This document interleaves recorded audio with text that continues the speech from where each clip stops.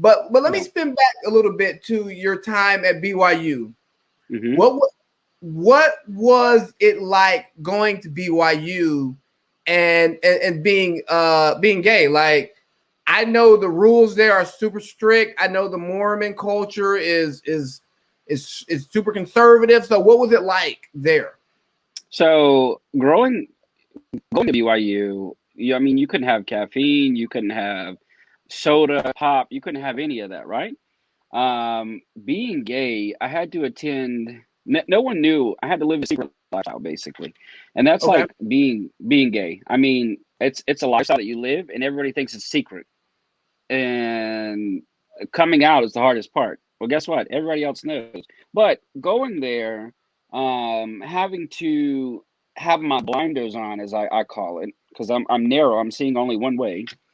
Um, Going there opened my eye to the fact how people can be so close-minded, so belief in one way. It goes back to the same guy. Like, you drink the Kool-Aid. Are you drinking the Kool-Aid? I'm drinking the Kool-Aid right now because this is what is promoting me. This is what's getting me to the next step in life. And as growth as a person, you're going through these situations. You got a boss that you work. You didn't go to college. You got a boss that you just don't like. Guess what? You're still going through these same steps. So going through what they had us do was basically study. I put my nose down to the ground. I did what I needed to do to study to come out on top. But at the same time, I didn't believe what they were teaching was correct. No, You said but it was study to come free. out on top or come out on time? Come out on top. Come out on top. On top. Ah, that's a good joke. That's a good joke. But no, I mean, you got to, just because a society believes a certain way and you've got an outside thinker. Look at Albert Einstein. He was an outside thinker. His IQ was up there, very, very up there. Okay. And he was a Renaissance man. But you got to look at it. He focused on the narrow. Like, he focused on what he needed to do to get done to survive. But then in his free time, he was himself. Like, he loved to create. He loved to throw the ideas together.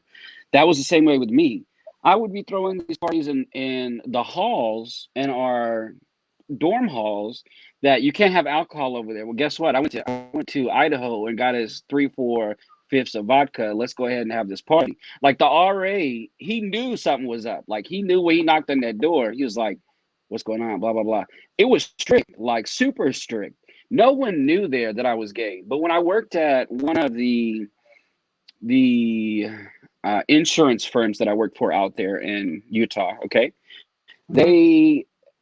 they were basically following the same way, following the temple, following the Mormon way. Okay, I had a really good close friend out there, and I would tell her everything. Like, I just went through class.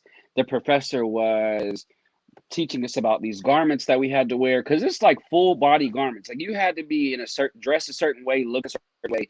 Like, you had to do everything that you could. And I wouldn't call it finessing. I finessed the system a lot because I felt like I didn't need to I didn't need to fulfill these certain wants and dreams to get along with my degree. Like, yes, I kept it to a bare minimum, but if you weren't feeding me, if you weren't clothing me, and if you weren't caring for me, I didn't care. That was just who I was. I didn't care. I had to do what I had to do to make sure that I survived. And that's the same way it goes for me in college. I had to do what I had to do to survive. I'm talking about oodles and noodles, ice water, and that was it. That's all you could do.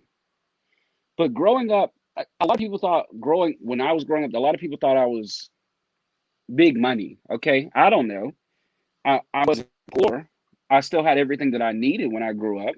I Did I eat with the Joneses? No. Did I eat with whoever? No. We broke bread as a family. If we could break bread at the time, we did. If we couldn't, then we made something happen. That's how it goes. Just like in a play with you guys. If you're out on the field and you got a runner, or if you're out on the court and you see like a point guard coming over, you see some, you got to finesse it somehow. You got to finesse it to fit you.